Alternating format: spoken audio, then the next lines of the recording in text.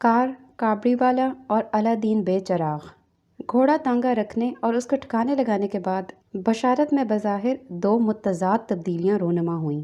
پہلی تو یہ کہ گھوڑے اور اس کے دور و نزدیک کے تمام تر متعلقات سے ہمیشہ کے لیے نفرت ہو گئی۔ دوسری تبدیلی یہ آئی کہ اب وہ سواری کے بغیر رہ نہیں سکتے تھے۔ لکڑی کی بکری بڑھی تو دفتروں کے چکر بھی بڑھے، اسی قدر سواری کی ضرورت میں اضافہ ہوا۔ ایک آدھ دفعہ خیال آیا کہ بسوں کے دھکے کھانے اور اسٹریپ ٹیز کرانے سے تو بہتر ہے کہ آدمی موٹر سائیکل خرید لے۔ موٹر سائیکل میں بشارت کو سب سے بڑی قباحت یہ نظر آئی کہ موٹر سائیکل والا سڑک کے کسی بھی حصے پر موٹر سائیکل چلائے، محسوس یہی ہوگا غلط جگہ چلا رہا ہے۔ دوسری مصیبت یہ محسوس ہوئی کہ ہم نے آج تک کوئی ایسا شخص نہیں دیکھا جو 5 سال سے کراچی میں موٹر سائیکل چلا رہا ہو اور کسی حادثے میں ہڈی پسلی نہ توڑوا چکا ہو۔ ایک شخص بے شک ایسا ملا جو کراچی میں پچھلے 7 سال سے بغیر کسی ایکسیڈنٹ کے موٹر سائیکل چلا رہا تھا، مگر وہ صرف موت کے کنویں میں چلاتا تھا۔ تیسری قباحت یہ نظر آئی کہ مین ہول بناتے وقت کراچی میونسپل کارپوریشن 2 باتوں کا ضرور لحاظ رکھتی ہے۔ اول یہ کہ وہ ہمیشہ کھلے رہیں تاکہ ڈھکنا دیکھ کر چوروں اچکوں کو خامخواہ یہ تجسس نہ ہو کہ نہ جانے اندر کیا ہے۔ دوم، دہانہ اتنا چوڑا ہو کہ موٹر سائیکل چلانے والا اس میں اندر تک بغیر کسی رکاوٹ کے چلا جائے، آسانی کے ساتھ، تیز رفتاری کے ساتھ، پیچھے بیٹھی ہوئی سواری کے ساتھ۔ بشارت کافی عرصے سے سیکنڈ ہینڈ کار کی تلاش میں مارے پھر رہے تھے۔ ایک دن خبر ملی کہ ایک برٹش کمپنی کے انگریز آفیسر کی 6 سلنڈر کی بہت بڑی کار بکاؤ ہے۔ افسر کا 2 مہینہ قبل اچانک انتقال ہو گیا۔ اب اس کی جوان بیوہ اسے اونے پونے ٹھکانے لگانا چاہتی ہے۔ بشارت نے بیوہ کو ایک نظر دیکھتے ہی فیصلہ کر لیا کہ وہ اس کی کار کو، جسے انہوں نے ہنوز دور سے بھی نہ دیکھا تھا، خرید لیں گے۔ وہ اس کمپنی کو 3 سال سے چیڑ کے پیکنگ کیس اور لکڑی سپلائی کر رہے تھے۔ خوبصورت میم نے، جس کے بیوہ ہونے سے وہ ناخوش نہ تھے لیکن جسے بیوہ کہتے ہوئے ان کا کلیجہ منہ کو آتا تھا، یہ پخ اور لگا دی کہ 3 مہینے بعد جب وہ بیٹروئے جہاز سے لنڈن جائے گی تو اس کے سامان کی پیکنگ کے لیے مفت کریٹ ماہ کیلو اور ترکھان کے سپلائی کرنا ہوں گے۔ اس شرط کو نہ صرف انہوں نے منظور کیا بلکہ اپنی طرف سے یہ اضافہ بھی کیا کہ میں روزانہ آپ کے بنگلے آ کر آپ کی اور اپنی نگرانی میں خود بنفس نفیس پیکنگ کرواؤں گا۔ بشارت نے چیف اکاؤنٹنٹ سے کہا، کار بہت پرانی ہے، 2500 میں مجھے دے دو۔ اس نے جواب دیا، منظور، بشرطے کہ آپ اپنے ناقص کھوکوں کا بل گھٹا کر 2500 کر دیں۔ بشارت نے میم سے فریاد کی، قیمت بہت زیادہ ہے، کہہ سن کر کچھ کم کرا دو۔ اس کی ہمدردی حاصل کرنے کے لیے اتنی حاشیہ آرائی اور کر دی کہ غریب آدمی ہوں، تلے اوپر کے 7-8 بچے ہیں، ان کے علاوہ 13 بھائی بہن مجھ سے چھوٹے ہیں۔ یہ سنتے ہی میم کے چہرے پر حیرت، ہمدردی اور ستائش کا ملا جلا ایکسپریشن آیا۔ کہنے لگی، Oh dear dear, I see what you mean. Your parents too were poor, but passionate. اور سودا پکا ہو گیا۔ یعنی 3,483 روپے 10 پیسے اور 11 پائی میں کار ان کی ہو گئی۔ اس واقعے کا ان کے دل پر ایسا اثر ہوا کہ آئندہ کسی گاہک کے نام کا بل بناتے تو یہ لحاظ ضرور رکھتے کہ کم سے کم قیمت پر مال بیچیں تاکہ کم سے کم رقم ڈوبے۔ بشارت اس زوم میں مبتلا تھے کہ انہوں نے سستے داموں کار خریدی ہے، جبکہ حقیقت یہ تھی کہ انہوں نے اپنے کھوکھے گھاٹے سے بیچے تھے۔ بشارت نے بیج رنگ کی کار خرید لی۔ وہ انتہائی منکسر المزاج آدمی ہیں، چنانچہ دوستوں سے یہ تو نہیں کہا کہ ہم بھی کار والے ہو گئے، البتہ ایک ایک سے کہتے پھر رہے ہیں کہ آپ نے بیج رنگ دیکھا ہے؟ ہر شخص نفی میں گردن ہلاتا، فرماتے، صاحب انگریز نے عجب رنگ ایجاد کیا ہے، اردو میں تو اس کا کوئی نام بھی نہیں، نمونہ حاضر خدمت کروں گا۔ ایک دن ایک دوست کے ہاں کار کی رونمائی کروانے جا رہے تھے کہ وہ آدھے رستے میں ہچکولے کھانے لگی۔ گدا گاڑی سے کھنچوا کر گھر لائے، مستری کو گھر بلا کر دکھایا۔ اس نے بونٹ کھولتے ہی 3 دفعہ دائیں ہاتھ سے اپنا ماتھا پیٹا۔ بشارت نے پوچھا، خیریت تو ہے؟ بولا، بہت دیر کر دی، اس میں تو کچھ نہیں رہا، اب سب پرزے جواب دے چکے ہیں، آپ کو مجھے 6 مہینے پہلے بلانا چاہیے تھا۔ بشارت نے جواب دیا، بلاتا کہاں سے؟ خریدے ہوئے کل 1 مہینہ ہوا ہے۔ بولا تو پھر خریدتے وقت پوچھا ہوتا۔ آدمی سراہی بھی خریدتا ہے تو پہلے ٹن ٹن بجا کر دیکھ لیتا ہے۔ یہ تو کار ہے، اب زیادہ خرچ نہیں کرنا چاہتے تو میں فی الحال کام چلاؤ مرمت کیے دیتا ہوں۔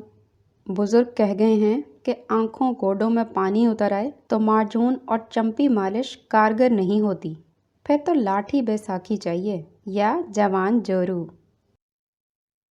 اس کے بعد کار مستقل خراب رہنے لگی۔ بعض اوقات کار کی رفتار گدھا گاڑی سے بھی زیادہ سست ہو جاتی، جس کی وجہ یہ ہے کہ وہ اسی میں باندھ کر کشاں کشاں لائی جاتی تھی۔ میں خود آئی نہیں، لائی گئی ہوں۔ کار سٹارٹ کرنے سے پہلے وہ گدھا گاڑی کا کرایہ اور باندھنے کے لیے رسی وغیرہ ضرور رکھ لیتے۔ اس مشینی جنازے کو گلیوں میں کھینچے پھرنے کا عمل، جسے وہ ٹو کرنا کہتے تھے، اس کثرت سے دہرایا گیا کہ گھر میں کسی نیفے میں کمر بند اور چارپائی میں ادوان نہ رہی، اور ثانی و ذکر پر سونے والے رات رات بھر کروٹ کروٹ جھولا جھولنے لگے۔ ڈرائیور کا مسئلہ خود بخود اس طرح حل ہو گیا کہ مرزا وحید الزما بیگ عرف خلیفہ نے، جو کچھ عرصے پہلے ان کا تانگا چلا چکا تھا، خود کو اس خدمت پر مامور کر لیا۔ تنخواہ البتہ دگنی مانگی، جس کا جواز یہ پیش کیا کہ پہلے آدھی تنخواہ پر اس لیے کام کرتا تھا کہ گھوڑے کا دانہ چارہ خود بازار سے لاتا تھا۔ جب سے اس نے سنا کہ بشارت کار خریدنے والے ہیں، اس نے گل بادشاہ خان ٹرک ڈرائیور سے کار چلانا سیکھ لی۔ ڈرائیونگ ٹیسٹ اس زمانے میں ایک اینگلو انڈین سارجنٹ لیا کرتا تھا، جس کے سارے کنبے کے بال وہ پچھلے 5-6 سال سے کاٹ رہا تھا۔ خلیفہ کا اپنا بیان تھا کہ سارجنٹ نے جناح کوٹ کے پاس والے میدان میں میرا ٹیسٹ لیا، فقط ضابطے کی خانہ پوری کہیے۔ بولا، ویل خلیف، کار سے انگلش کا فگر 8 بنا کے دکھاؤ، صرف اس ایریا میں جس میں ہم لال جھنڈی کے لیے کھڑا ہے، اس لائن کو کراس نہیں کرنا۔ 8 ایک دم ریورس میں بنانا مانگتا ہے۔ یہ سنتے ہی میں ایک دم حیران رہ گیا۔ ریورس میں نے سیکھا ہی نہیں تھا۔ گل بادشاہ خان سے میں نے ایک دفعہ کہا تھا، استاد مجھے ریورس بھی چلانا سکھا دو۔ وہ کہنے لگے، یہ میرے استاد نے نہیں سکھایا، نہ کبھی اس کی ضرورت پڑی۔ میرا استاد چنار گل خان بولتا ہے، شیر، ہوائی جہاز، گولی، ٹرک اور پٹھان ریورس گیئر میں چل ہی نہیں سکتا ہے۔ میں نے اپنے دل میں کہا، چکندر کی دم انگریزی کا 8 کا ہندسہ بنا سکتا تو تیرے جیسے بھالو کی حجامت کاہے کو کرتا؟ غلام محمد گورنر جنرل کی چمپی مالش کرتا؟ کیا بتاؤں اس گناہ گار نے کیسے کیسے پاپڑ بیلے ہیں۔ جی ہاؤس میں مالی کا کام بھی کیا ہے۔ ہدایت اللہ بیرا میرے کو بولتا ہے، جی صاحب کا ہر عضو مفلوج ہو گیا ہے، زبان بھی۔ اس حالیت میں ہر آئے گئے کو مادر پدر کرتا رہتا ہے، پر آدمی ہے نر، چھوٹوں پر گالی ضائع نہیں کرتا۔ جیسے جیسے طاقت جواب دے رہی ہے، گالی اور زبان اور موٹی ہوتی جا رہی ہے۔ اس کی بات اب صرف اس کا خدمت گار بیرا اس کے منہ سے اپنا کان بھڑا کر سنتا اور سمجھتا ہے۔ وہی اس کی پنجابی گالی کا دلی والوں کی اردو میں ترجمہ کر کے قرۃ اللہ شہاب صاحب کو بتاتا ہے۔ وہ فٹافٹ اس کا انگریزی میں ترجمہ کر کے جی کی امریکی سیکرٹری مس روتھ مورل کو بتاتے ہیں۔ پھر وہ پٹاخہ فوراً لوگوں اور وزیروں سفیروں کو کولہے مٹکا مٹکا کر بتاتی ہیں کہ جی صاحب کہہ رہے ہیں، آپ سے مل کر بہت خوشی ہوئی۔ کئی دفعہ جی چاہا کہ جی کو اپنی مالش سے ٹھیک کر دوں، 2 منٹ میں ناف اور رگ پٹھے ایسے بٹھا دوں کہ ہرن کے موافق کلانچے بھرتا پھرے۔ پھر یہ سوچ کر چپ رہا کہ کل کلاں کو وہ فوت ہو گیا، جو کہ اسے ہونا ہے، تو مجھے جیل اور تیل کی بوتل کو معائنے کے لیے بھیج دیں گے۔ تو جناب سارجنٹ نے اپنے بوٹ سے زمین پر 8 بنا کر دکھایا، پر میں کچھ نہیں بولا، بس جلتو جلالتو کہہ کر ریورس میں 8 کی بجائے کسے ہوئے آزار بند کی سی گرہ بنانے لگا کہ یکا یک پیچھے سے سارجنٹ کے چیخنے چلانے کی آوازیں آ رہی تھیں۔ Stop stop you idiot! وہ اپنی جان بچانے کے لیے کار کے بمپر پر لال جھنڈی سمیت چڑھ گیا۔ آزار بند کی گرہ میں لپٹتے لپٹتے، یعنی کار کے نیچے آتے آتے بچا۔ میں نے کہا، سر دوبارہ ٹیسٹ کے لیے آ جاؤں؟ مگر اس نے دوبارہ ٹیسٹ لینا مناسب نہ سمجھا۔ دوسرے دن آپ کے غلام کو لائسنس مل گیا۔ کار متعدد اندرونی و غیر اندرونی اعلانیہ و خفیہ امراض میں مبتلا تھی۔ ایک دن 11 بجے رات کو ظریف جبل پوری کے مکان واقع ایلومینیم کوارٹر سے واپسی پہ قبرستان کے سامنے سے گزر رہے تھے کہ اچانک ہارن کی آواز میں راشا پیدا ہو گیا۔ گھنگرو سا بولنے لگا۔ خود ان کی آنکھوں کے سامنے اندھیرا چھا گیا کہ ہیڈ لائٹ کی روشنی جا چکی تھی۔ خلیفہ نے کہا، جناب عالی بیٹری جواب دے رہی ہے۔ انہیں تعجب ہوا، اس لیے کہ وہ روزانہ اپنی لکڑی کی دکان پر پہنچتے ہی بیٹری کو کار سے نکال کر آرا مشین سے جوڑ دیتے تاکہ 8 گھنٹے تک چارج ہوتی رہے۔ شام کو گھر پہنچتے ہی اسے نکال کر اپنے ریڈیو سے جوڑ دیتے جو صرف کار بیٹری سے چلتا تھا۔ پھر جب رات کو 12-1 بجے ریڈیو پروگرام ختم ہو جاتا تو اسے ریڈیو سے علیحدہ کر کے واپس گاڑی میں لگا دیتے۔ اس طرح بیٹری 8 گھنٹے کی 3 شفٹوں میں 3 مختلف چیزوں سے جڑی رہتی۔ جواب نہ دیتی تو کیا کرتی؟ بالکل کنفیوز ہو جاتی تھی۔ ہم نے کئی دفعہ خود دیکھا کہ ریڈیو سے چھپے ہوئے پروگرام کی بجائے اکثر آرا مشین کی آوازیں نشر ہو رہی تھیں جسے وہ پکا راگ سمجھ کر ایک عرصے تک سر دھنا کیے۔ اسی طرح کار کے انجن سے موسم کی خرابی کی ریڈیائی آوازیں آنے لگی تھیں۔ عجیب گھپلا تھا۔ رات کے پچھلے پہر کہ جب رات کے سناٹے میں عجیب و غریب آوازیں آنے لگتیں تو گھر والے یہ نہیں بتا سکتے تھے کہ وہ ریڈیو کی آوازیں ہیں یا آرا مشین میں قوال پھنس گیا ہے۔ چند روز سے جب گرمی نے شدت پکڑی تو چاروں پہیوں کا مزاج سوادی و صوبائی ہو گیا۔ مطلب یہ کہ چاروں پہیے چاروں مختلف سمتوں میں جانا چاہتے تھے اور سٹیئرنگ وہیل سے روٹھے ہوئے تھے۔ متواتر مرمت کے باوجود بریک درست نہ ہوئے، لیکن اب ان کی کمی محسوس نہ ہوتی تھی، اس لیے کہ ان کے استعمال کی نوبت ہی نہ آتی تھی۔ جس جگہ بریک لگانا ہو کار اس سے 1 میل پہلے ہی رک جاتی تھی۔ وہ بتدریج خشک خرامی سے سبک خرامی، مست خرامی اور پھر آہستہ خرامی اور مخرامی کی منزلوں سے گزر کر اب نری نمک حرامی پر اتر آئی تھی۔ اس کی چال اب ان اڑیل اور مٹھے اونٹوں سے ملنے لگی جن کی تصویر ریڈیارڈ کپلن نے اونٹوں کے مارچنگ سانگ میں کھینچی تھی، جس کی تان اس پر ٹوٹتی تھی، کانٹ ڈونٹ شانٹ وانٹ۔ 2.5-3 مہینے تک بشارت کا تمام وقت محنت، کمائی، دعائیں اور گالیاں ناکارہ کار پر صرف ہوتی رہیں۔ تھک ہار کر بشارت اسی میم کے پاس گئے اور منت سماجت کی کہ خدارا 500 کم میں ہی یہ کار واپس لے لیجئے۔ وہ کسی طرح نہ مانی۔ انہوں نے اپنی فرضی مفلوک الحال لی اور اس نے اپنی بیوگی کا واسطہ دیا۔ انصاف کی توقع اٹھ گئی تو رحم کی اپیل میں زور پیدا کرنے کے لیے دونوں خود کو ایک دوسرے سے زیادہ مسکین اور بے آسرا ثابت کرنے لگے۔ دونوں پریشان تھے۔ بشارت نے اپنی آواز میں مصنوعی رقت پیدا کرنے کی کوشش کی اور بار بار رومال سے ناک پونچھی۔ جواب میں میم سچ مچ رو پڑی۔ اب بشارت نے جلدی جلدی پلکیں پٹ پٹا کر آنکھوں میں آنسو لانا چاہے مگر الٹا ہنسی آنے لگی۔ بدرجہ مجبوری 2-3 نہایت دردناک مگر بالکل فرضی منظر، مثلاً اپنے مکان اور دکان کی گورکی اور نیلام کا منظر، ٹریفک کے حادثے میں اپنی بے وقت موت، اور اس کی خبر ملتے ہی بیگم کا جھٹ سے سفید موٹی ململ کا دوپٹہ اوڑھ کر چھن چھن اپنی چوڑیاں توڑنا اور رو رو کر اپنی آنکھیں سجا لینا، آنکھوں میں بھر کر خود پر رقت طاری کرنے کی کوشش کی، مگر نہ دل پسیجا نہ آنکھ سے آنسو ٹپکا۔ زندگی میں پہلی بار انہیں اپنے سنی ہونے پر سخت غصہ آیا۔ دفعتاً انہیں اپنے انکم ٹیکس کے نوٹس کا خیال آ گیا اور ان کی گگی بند گئی۔ انہوں نے گڑ گڑاتے ہوئے کہا، میں آپ سے سچ عرض کرتا ہوں، اگر یہ کار کچھ دن اور میرے پاس رہ گئی تو میں پاگل ہو جاؤں گا یا بے موت مر جاؤں گا۔ یہ سنتے ہی میم پگھل گئی، آنکھوں میں دوبارہ آنسو بھر کے بولی، میرے میاں کا ہارٹ اٹیک بھی اسی منحوس کار کی وجہ سے ہوا تھا اور اسی میں سٹیئرنگ وہیل پر دم توڑا تھا۔ ان کے منہ سے بے ساختہ نکلا، اس سے تو بہتر تھا میں گھوڑے کے ساتھ ہی گزارا کر لیتا۔ اس پر وہ عفیفہ چونکی اور مشتاقانہ بے صبری سے پوچھنے لگی، You mean a real horse? Yes, of course. Why? میرے پہلے شوہر کی موت گھوڑے پر سے گرنے سے واقع ہوئی تھی۔ اس کی اینگلو سیکسن بلو گرے آنکھوں میں سچ مچ آنسو تیر رہے تھے۔ ویسے بشارت رقیق القلب واقع ہوئے تھے۔ جوان عورت کو اس طرح آبدیدہ دیکھ کر ان کے دل میں اس کے آنسوؤں کو ریشمی رومال سے پونچھنے اور اس کی حالت بیوگی کو فی الفور ختم کرنے کی شدید خواہش پیدا ہوئی۔ کسی دانا نے کیسے پتے کی بات کہی تھی کہ کامیابی کا سب سے بڑا فائدہ یہ ہے کہ پھر آپ کو کوئی مشورہ دینے کی جسارت نہیں کر سکتا۔ کار کے بریک ڈاؤن کے بعد انہیں بکثرت ایسی نصیحتیں سننی پڑتیں جن میں کار کی خرابیوں کی بجائے ان کی اپنی خامیوں کی طرف ایسے بلیغ اشارے ہوتے جنہیں سمجھنے کے لیے عاقل ہونا ضروری نہیں۔ ادھر پیدل چلنے والے بشارت کو دیکھ دیکھ کر شکر کرتے کہ ہم کتنے خوش قسمت ہیں کہ کار نہیں رکھتے۔ کبھی ایسا بھی ہوتا کہ کار کے عیبوں پر سے پردہ اٹھاتے اٹھاتے خلیفہ اپنا نامہ اعمال کھول کے بیٹھ جاتا اور اپنے کرتوت کو کرامات کی طرح بیان کرنے لگتا۔ ایک دن فقیر محمد خانسامہ سے کہنے لگا، آج تو سعید منزل کے سامنے ہماری گھوڑی بالکل ہی بانولی ہو گئی۔ ہر پرزہ انا الحق کہنے لگا۔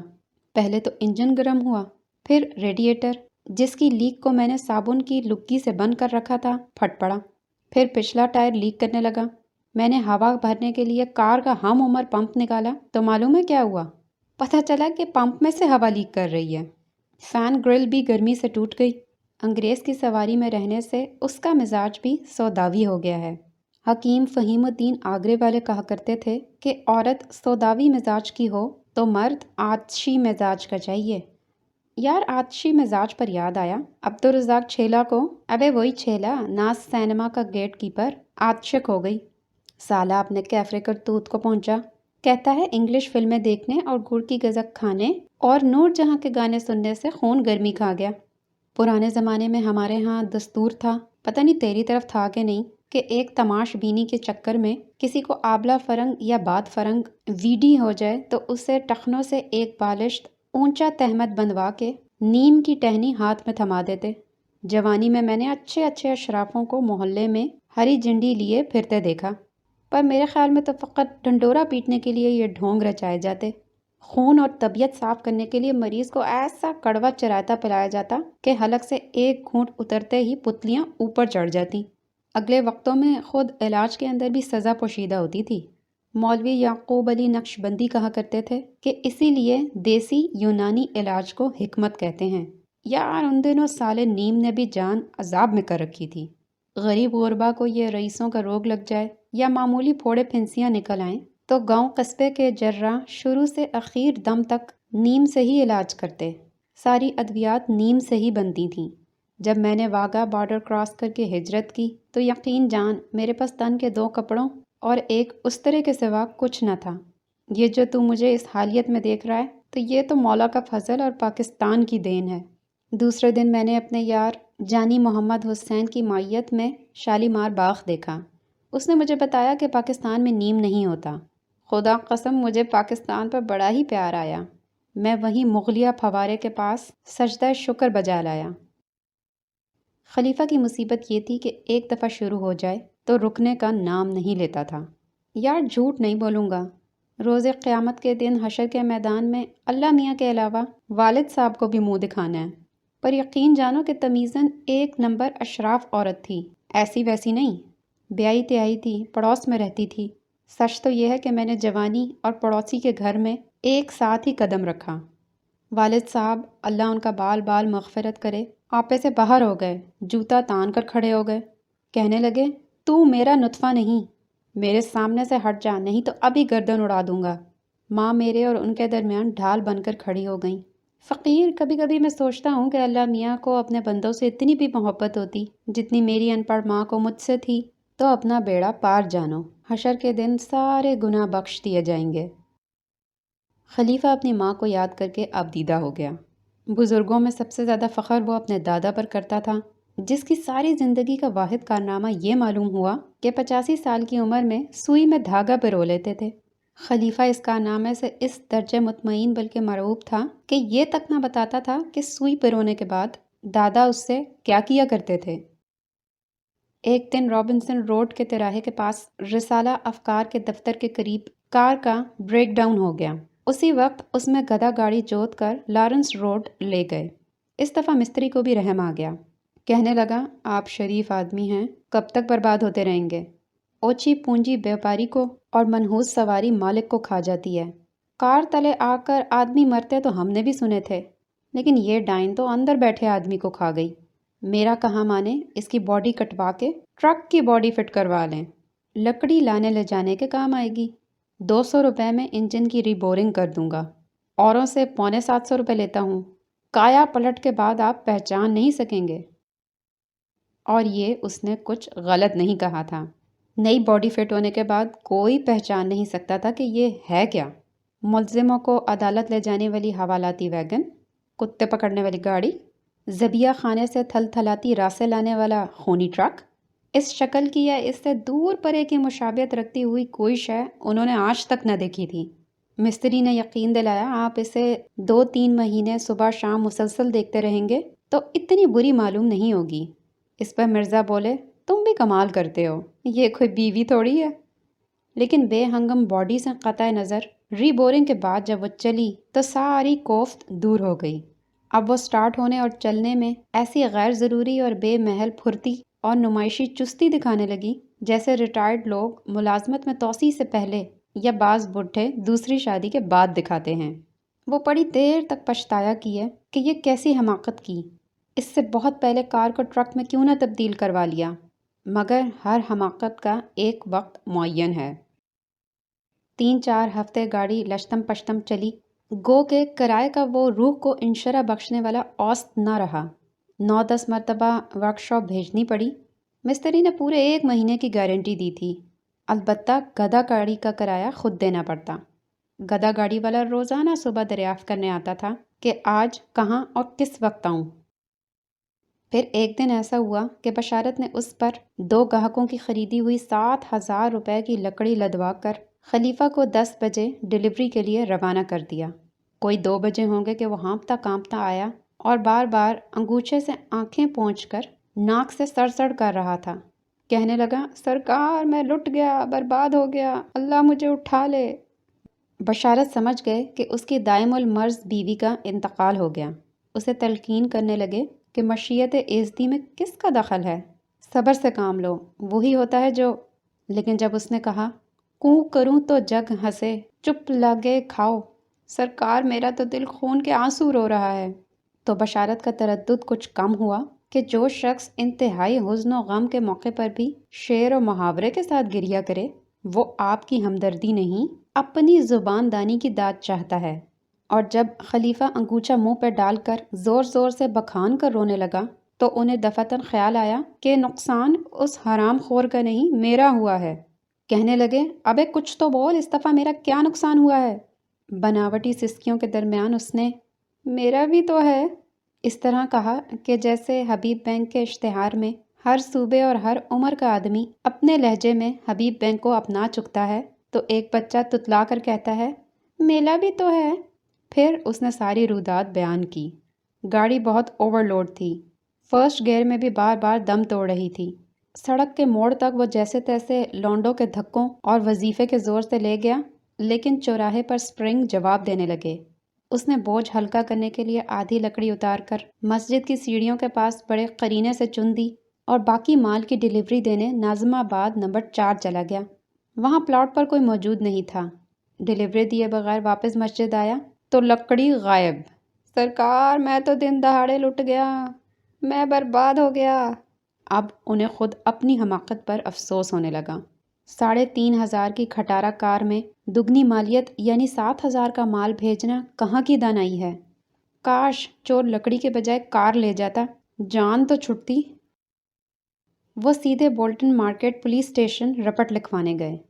آفیسر انچارج نے کہا، یہ تھانہ نہیں لگتا، آپ جہاں سکونت رکھتے ہیں اس سے متعلقہ تھانے میں FIR درج کروائیے۔ وہاں پہنچے تو جواب ملا، جناب عالی، جرم کی رپورٹ آپ کے جائز سکونت والے تھانے میں بے شک درج کی جا سکتی ہے، بشرطے کہ جرم آپ نے کیا ہو۔ آپ رپٹ جائے واردات کے متعلقہ تھانے میں لکھوائیے۔ وہاں پہنچے تو کہا گیا کہ جائے واردات 2 تھانوں کے سنگم پر واقع ہے۔ مسجد کی عمارت بے شک ہمارے تھانے میں ہے، لیکن اس کی سیڑھیوں کی تلیٹی کا علاقہ ملحقہ تھانے میں لگتا ہے، ملحقہ تھانے جائیے۔ دوران بحث معلوم ہوا کہ اس وقت SHO کی دختر نیک اختر کی منگنی کی رسم ہو رہی ہے۔ بیشتر عملہ وہیں تعینات ہے، 1-1.5 گھنٹے بعد آئیں گے۔ اسسٹنٹ سب انسپیکٹر دوپہر سے سڑک پر حفاظتی ڈیوٹی اور اسکول کی لڑکیوں کو جمع کر کے سڑک پر 2 رویا کھڑا کرنے میں لگا ہے، اس لیے کہ پرائم منسٹر ایک دفتر سے دوسرے دفتر جا رہا ہے۔ کچھ 2 گھنٹے بعد SHO نے ایک وکیل کی کار میں نزول اجلال فرمایا۔ وکیل کا بریف کیس جس پر خاکی زین کا غلاف چڑھا ہوا تھا، ایک ملزم نما موکل اٹھائے ہوئے تھا۔ SHO کے آتے ہی سارا عملہ نہ جانے کہاں سے بھاگم بھاگ نکل کر اکٹھا ہو گیا۔ ایسے لگتا تھا جیسے سب تمام وقت یہیں سر جھکائے اپنے اپنے کام میں جٹے ہوئے تھے۔ ایس ایچ او نے بشارت سے سرسری روداد سن کر کہا، آپ ذرا باہر انتظار کیجئے، اصل رپورٹ کنندہ ڈرائیور ہے، اس سے استفسار کرنا ہے۔ گھنٹے بھر اس سے نہ جانے کیا الٹی سیدھی تفتیش کرتا رہا۔ خلیفہ باہر نکلا تو صرف اس کا منہ ہی لٹکا ہوا نہیں تھا، وہ خود سارے کا سارا لٹکا ہوا تھا۔ اس کے بعد ایس ایچ او نے بشارت کو اندر بلایا تو اس کے تیور بالکل بدلے ہوئے تھے۔ کرسی پر بیٹھنے کو بھی نہیں کہا، سوالوں کی بھرمار کر دی، لیکن جب اس نے کچھ ایسے چبھتے ہوئے سوال کیے جو صرف انکم ٹیکس آفیسر کو کرنے چاہیے تو ان کا اپنا مغالطہ دور ہو گیا۔ جب بشارت ہر سوال کا غیر تسلی بخش جواب دے چکے تو ایس ایچ او نے کہا، میں اسی وقت معائنہ کروں گا، کل اتوار ہے، میں تھانے نہیں آؤں گا۔ سواری ہے؟ بشارت نے کہا، ہاں ہے گی، اور اسے گاڑی تک لے آئے۔ مگر یہ ہے کیا؟ ایس ایچ او نے بڑی حیرت سے پوچھا۔ اسی میں لکڑی گئی تھی۔ مگر یہ ہے کیا؟ اس نے چوری سے بچ جانے والے تختوں کو چھو چھو کر دیکھا جو اس میں چنے ہوئے تھے، پھر گاڑی کے گرد چکر لگا کر ان کی لمبائی کا تخمینہ لگایا۔ اس کے بعد وہ یکلخت بپھر گیا۔ کیسی جائے واردات اور کیسا معائنہ موقع، الٹا دھر لیے گئے۔ ایک سوال ہو تو پیسنجر کار کو کس کی اجازت سے ٹرک میں تبدیل کیا گیا؟ جس گلی سے اس کا گزرنا بیان کیا جاتا ہے وہ تو ون وے ہے۔ اس کی انشورنس پالیسی تو کب کی لیپس ہو چکی ہے۔ ویل ٹیکس 1 سال سے نہیں بھرا گیا۔ آپ کے ڈرائیور نے بھی خود اقبال جرم کیا ہے کہ بریک نہ ہونے کے سبب گاڑی گیئر کے ذریعے روکتا ہے۔ یہ بتائیے آپ کی کار چمنی کی طرح دھواں کیوں دیتی ہے؟ سڑک پر ہر وقت کہیں کھڑی ہو جاتی ہے۔ منشی جی، اما سن رہے ہیں منشی جی؟ شاہراہ عام پر رکاوٹ پیدا کرنے کے کیا مہینے ہوتے ہیں، محض یا بامشقت؟ اور جناب والا، اگر صحیح ہے کہ یہ ٹرک ہے تو شام کو اس میں آپ کا پورا خاندان کچر گام کیوں ٹنگا پھرتا ہے؟ اور منشی جی ذرا ان کو اوور لوڈنگ کی دفعہ تو پڑھ کر سنا دیجئے۔ مختصر یہ کہ تعزیرات پاکستان اور ضابطۂ فوجداری کی کوئی دفعہ ایسی نہیں بچی جسے وہ توڑ کر اس وقت رنگے ہاتھوں پکڑے نہ گئے ہوں۔ ان کا ہر فعل کسی نہ کسی دفعہ کی لپیٹ میں آ رہا تھا، اور انہیں ایسا محسوس ہوا جیسے ان کی ساری زندگی تعزیرات پاکستان اور ضابطۂ فوجداری سے چھیڑ خانی میں گزری ہے۔ ہیڈ کانسٹیبل بشارت کے کندھے پر ہاتھ رکھ کر انہیں دوسرے کمرے میں لے گیا۔ کہنے لگا، پہلے آپ کے خلاف پرچہ کٹے گا۔ از بس کے محلولہ بالا خود ناجائز ہے، لہٰذا بما مال محمولہ بشمول چوب مسروقہ قابل ضبطی ہے۔ منشی جی، سپرد نامہ تیار کیجئے، شکایت کنندہ سے خود بہت سے ارتکابات ہوئے ہیں، لہٰذا۔ بشارت کو چکر آنے لگے۔ وہ اس وقت مال بردار ٹرک محلولہ بالا، مال محمولہ، چوب مشمولہ اور مسروقہ میں قطعی تمیز نہ کر سکتے تھے۔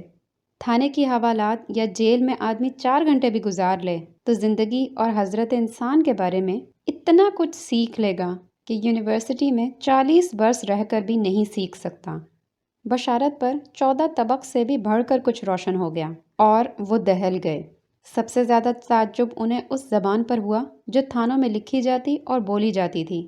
رپٹ کنندگان کی حد تک تو بات سمجھ میں آتی تھی، لیکن منشی جی ایک شخص کو جس پر ایک نابالغ لڑکی کے ساتھ زبردستی نکاح پڑھوانے کا الزام تھا، عقد بالجبر کنندہ کہہ رہے تھے۔ عملے کی آپس میں گفتگو سے انہیں اندازہ ہوا، تھانہ حاضہ نے بنی نوع انسان کو 2 حصوں میں تقسیم کر رکھا ہے، ایک وہ جو سزا یافتہ ہیں، دوسرے وہ جو نہیں ہیں مگر ہونے چاہیے۔ ملک میں اکثریت غیر سزا یافتہ لوگوں کی ہے، اور یہی بنائے فتور و فساد ہے۔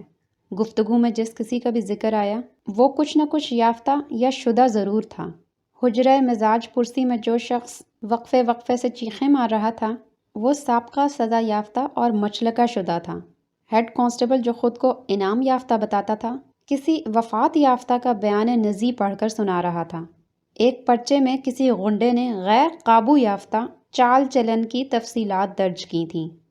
ایک جگہ آتش زدہ مکان مسکونہ کے علاوہ برباد شدہ اسباب اور تباہ شدہ شہرت کے بھی حوالے تھے۔ اے ایس آئی صاحب ایک رپورٹ کنندہ سے دوران تفتیش پوچھ رہے تھے کہ شخص مذکور صدر کی وفات شدگی کا علم تمہیں کب ہوا؟ یہاں ہر فعل فارسی میں ہو رہا تھا۔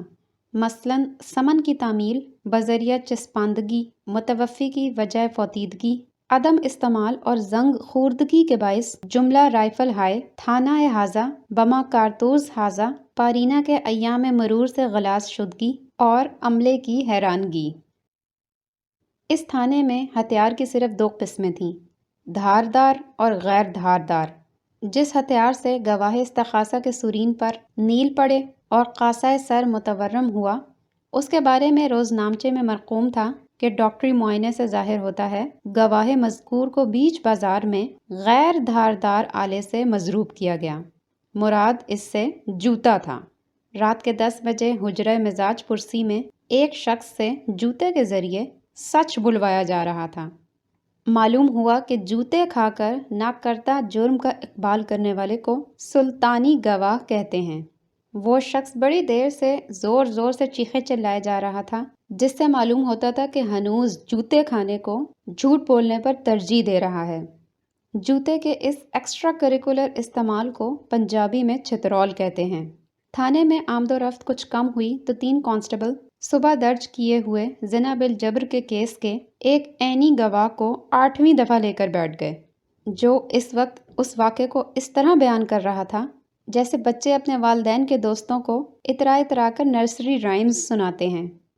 ہر دفعہ وہ نئی جزیات سے اس واردات میں اپنی مجرمانہ حسرتوں کا رنگ بھرتا چلا جاتا۔ یوں نہ تھا، میں نے فقط چاہا تھا یوں ہو جائے۔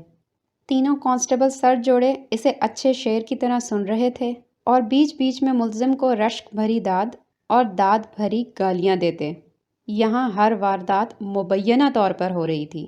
مثلاً مجرم اپنی مبینہ جائے رہائش سے نکل کر گواہان استغاثہ پر جھپٹا اور اپنے آگے کے دندان سے مسمات نذیرہ کے مبینہ آشنا مسمہ شیر دل خان کی ناک بقدر 2 انچ بقیہ جسم سے علیحدہ کر دی اور مبینہ طور پر ایگزبٹ اے یعنی موجودہ ناک کے غائب شدہ حصے کو نگل گیا۔ منحرف گواہ مسمات نذیرہ بنت نامعلوم نے پہلے تو ASI کے مواجہ میں بے سین صاد طے کرنے سے انکار کر دیا، لیکن بعد ازاں بلا تخفیف نشان انگشت چپ سے بے سین صاد طے کرنے پر رضامند ہو گئی۔ بے سین صاد طے مخفف تھا۔ بیان سن کر صحت تسلیم۔ 9 بجے ایک شام کے اخبار کا جرائم رپورٹر آ گیا۔ ASI سے کہنے لگا، استاد 2 ہفتے سے خالی ہاتھ جا رہا ہوں، یہ تھانہ ہے یا گورے غریباں؟ تمہارے علاقے کے سبھی غنڈے یا تو تائب ہو گئے یا پولیس میں بھرتی ہو گئے۔ اس نے جواب دیا، جانے من بیٹھو تو صحیح، ایسا سکوپ برسوں میں نصیب ہوتا ہے۔ بغل والے کمرے میں عینی گواہ 10ویں دفعہ آموختہ سنا رہا ہے، تم بھی جا کے سن لو۔ اور یار 4 دن سے تو نے میرے تبادلے کے خلاف ایک بھی لیٹر ٹو دا ایڈیٹر نہیں چھپوایا۔ او بشیرے 2 چا سلیمانی فٹافٹ لبا لب بلائی ایسی دبا ڈبا ڈلوائیو کہ چائے میں پینسل کھڑی ہو جائے۔ اور بھائی فیروز، اس حجرے والے انقلابیہ کو چپکا کرو، سرے شام ہی سے سالے کے دردیں اٹھنے لگتی ہیں۔ جناب عالی، سالہ خود کو حسن ناشر سے کم نہیں سمجھتا۔ میں نے 5 بجے اسے آئس کولڈ بیئر کے 4 مگ پلا دیے، بہت خوش ہوا۔ تیسرے مگ کے بعد مجھے، جی ہاں مجھے، ستون دار پر رکھتے چلو سروں کے چراغ کا مطلب سمجھانے لگا۔ چوتھا پی چکا تو میں نے ٹوائلٹ جانے کی مناہی کر دی، چنانچہ 3 دفعہ کھڑے کھڑے پتلون میں ہی چراغ جلا چکا ہے۔ جناب عالی، ہم تو حکم کے تابع ہیں، ابھی تو لاہور کے شاہی قلعے میں اس کی آرتی اترے گی، وہ سب کچھ قبولوا لیتے ہیں۔ اس سالے کی ٹریجڈی یہ ہے کہ اس کے پاس قبولنے کو کچھ ہے نہیں، لہٰذا زیادہ پٹے گا۔ تازہ واردات کی خبر سن کر رپورٹر کی باچھیں کھل گئیں۔ آبرو ریزی کے اس کیس کی تفصیلات سننے سے پہلے ہی ذہن میں سرخیاں سنسنانے لگیں۔ اب کی دفعہ شاید سرخی میں ہی کاغذ پر کلیجہ نکال کر رکھ دوں گا، اس نے دل میں تہیہ کیا۔ 70 سالہ بوڑھے نے 7 سالہ لڑکی سے منہ کالا کیا۔ یہ سرخی جمانے کی خاطر پچھلے سال اسے لڑکی کی عمر سے 10 سال نکال کر بوڑھے کی عمر میں جوڑنے پڑے تھے، تاکہ اسی تناسب سے جرم کی سنگینی اور قاری کی دلچسپی میں اضافہ ہو۔ مرزا عبدالودود بیگ کہتے ہیں کہ یہ کیسی بد نصیبی ہے کہ سیدھے سادے اور سپاٹ لفظ ریپ کے جتنے مترادفات ہمارے ہاں رائج ہیں، ان میں سے ایک بھی ایسا نہیں جس میں خود لذیت کا عنصر نہ ہو۔ کوئی سرخی، کوئی سا فقرہ اٹھا کر دیکھ لیجئے، جنسی لذت کشی کا فشردہ نظر آئے گا۔ ملزم نے خوبرو دوشیزہ کا دامن عصمت تار تار کر دیا۔ 70 سالہ بوڑھا رات کی تاریکی میں منہ کالا کرتا ہوا رنگے ہاتھوں پکڑا گیا۔ 65 سالہ بوڑھا شب بھر کمسن دوشیزہ کی عصمت سے کھیلتا رہا، گویا اصل اعتراض 65 برس پر ہے، جس میں ملزم کا کوئی قصور نہیں۔ دراصل اس سرخی میں اخلاقیات، استعجاب، کرید اور حسد کی بحثہ مساوی آمیزش ہے۔ مطلب یہ کہ اخلاقیات صرف 1/4 ہیں۔ چاروں ملزموں نے نوخیز حسینہ کو اپنی ہوس کا نشانہ بنایا۔ درندہ صفت ملزم وقفے وقفے سے پستول دکھا کر عصمت پر ڈاکہ ڈالتا رہا۔ پولیس کے آنے تک دھمکیوں کا سلسلہ برابر جاری رہا۔ یہ سرخیاں اور عبارتیں ہم نے اخبارات سے حرف بحرف نقل کی ہیں، یعنی بیانیہ، اصطلاحیں اور فقرے کے فقرے جنہیں ہم نقل کرنے سے بوجہ قاصر ہیں، ایسے ہوتے ہیں جن سے لگتا ہے کہ بیان کرنے والا خود بنفس نفیس شامل واردات ہونا چاہتا ہے۔ نتیجہ یہ کہ پڑھنے والی کی قانونی ہمدردیاں دوشیزہ کے ساتھ، لیکن دل ملزم کے ساتھ ہوتا ہے۔ ہر لفظ سسکی اور ہر فقرہ چسکی لیتا دکھائی دیتا ہے۔ منشی جی نے بڑے نرم اور پرخلوص لہجے میں کہا، ہماری سرکار بڑے آدمی ہیں، شریفوں کے ساتھ شریف اور بدماشوں کے حق میں ہلاکو۔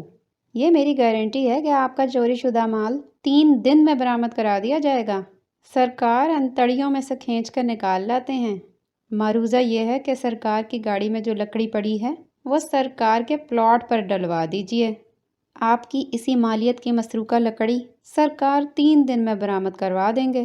گویا آپ کی گرہ سے تو کچھ نہیں گیا۔ سرکار کی صاحبزادی کا رشتہ خدا خدا کر کے طے ہوا ہے۔ لڑکے والے جہیز میں کار، فرنیچر، ریڈیوگرام اور ویسٹ اوپن پلاٹ پر بنگلہ مانگتے ہیں۔ کھڑکی دروازے عمدہ لکڑی کے ہوں، برچوک ہو جائے تو پھر یہ سب کچھ بھوگنا بھگتنا پڑتا ہے، ورنہ ہماری سرکار اس قسم کے آدمی نہیں۔ آج کل بہت پریشان اور چڑچڑے رہتے ہیں۔ یہ تو سب دیکھتے ہیں باولا کتا ہر ایک کو کاٹتا پھرتا ہے، یہ کوئی نہیں دیکھتا کہ وہ اپنی مرضی سے باولا تھوڑی ہوا ہے۔